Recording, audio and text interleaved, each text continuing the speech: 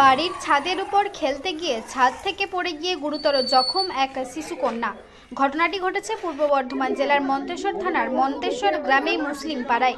জানা গেছে, এক ছাদ থেকে অন্য ছাদে লাফালাফি করতে গিয়ে ছাদ থেকে মাটিতে পড়ে যায় শিশুকন্যা ফারহানা খাতুন। বাচ্চাটির মাথায়, গায়ে ও শরীরের বিভিন্ন জায়গায় আঘাত লাগে। পাশের বাড়ির লোকজন দেখতে পেয়ে তড়িঘড়ি আহত শিশুকন্যাটিকে মন্তেশ্বর স্বাস্থ্য কেন্দ্রে নিয়ে আসেন। মন্তেশ্বর স্বাস্থ্য কেন্দ্রের কর্তব্যরত চিকিৎসক দেখে পরিস্থিতির অবনতি বুঝে ফারহানা খাতুনকে বর্ধমান মেডিকেল কলেজ হাসপাতালে রেফার করেন। এই ঘটনায় মন্তেশ্বরের সকল মানুষ শোকাহত। সব খবর সবার আগে, মানুষের সাথে, মানুষের পাশে। মন্তেশ্বর থেকে রিপোর্ট কল্যাণ মণ্ডল, MBS নিউজ।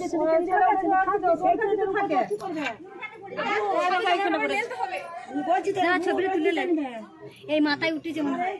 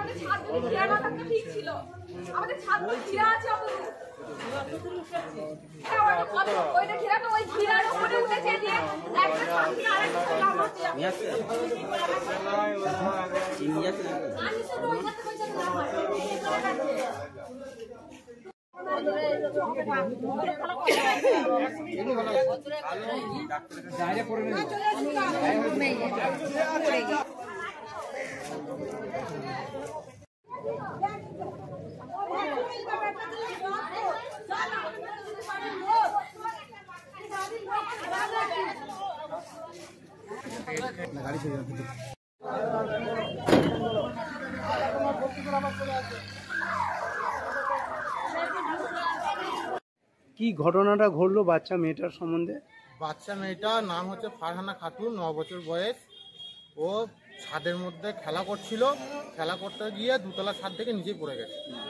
কেমন আছে উনি?